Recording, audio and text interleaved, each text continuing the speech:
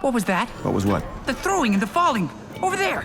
Don't think about it. Hey everybody, I'm Jacki and Jim, and I'm with Jim Vejvoda, and the Star Wars Resistance trailer just dropped, and it shows Poe Dameron taking a young pilot under his wing. Get it? Pun. I like the puns. Yeah, I know, that was pretty cheesy. Okay, but what are your initial thoughts? All right, look, I think it looks okay. It's, Yeah. It's clearly meant for younger viewers. It's definitely kid-friendly. And I think it's a different animation style that's, they're trying to switch things up. The fact that it's on Disney Channel instead of Disney XD, which was skewing older, I think, it's a pretty clear attempt to make something that's kid-friendly and, frankly, probably try to sell some toys. Yeah, yeah. God forbid Star Wars ever tries to Try make to merch. make money, right? Yeah. So I watched the trailer a couple times, and I guess whenever I watch anything Star Wars, I just want to be like super excited, and I want it to like blow me away. And so I was really excited when I started watching it, and then just like nothing really happened to me that blew me away. Like that trailer for the Return of Clone Wars that came out a couple months ago during so E3. good. Now that definitely affects you. This is definitely, I watched it. I'm like, you know what? This is meant to be a gateway drug for 7-year-olds to get them into Star Wars. Yeah. And I think it might work. It definitely has, the look of the show definitely reminds me almost more of like old 80s cartoons. Like it doesn't reminds have me of Reboot from Yeah. the 90s. Or also even like, not directly, but like, Star Wars did do more kid-friendly looking animated shows back in the day with droids.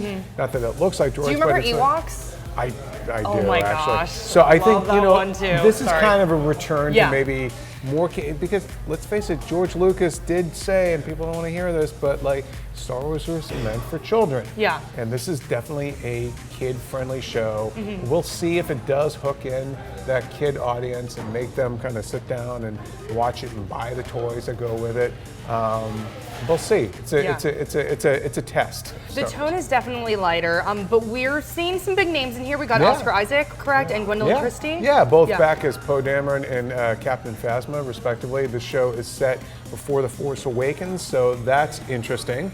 I think there are reports that Leia might show up, which is obviously a whole can of worms there. Yeah.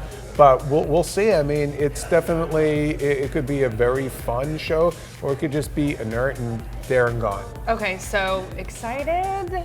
Thoughts? You said okay. I feel like that's not exciting. I'm indifferent. I wish it well. I don't really care. They didn't show me anything that I haven't already seen in other Star Wars things, except that it's animated differently than Clone Wars and Rebels were. But I like that it's something for a younger audience and it shows the diversity of Star Wars in terms of being, not everything has to be heavy like Rogue One, or geared towards just pure nostalgia bait for the older movies.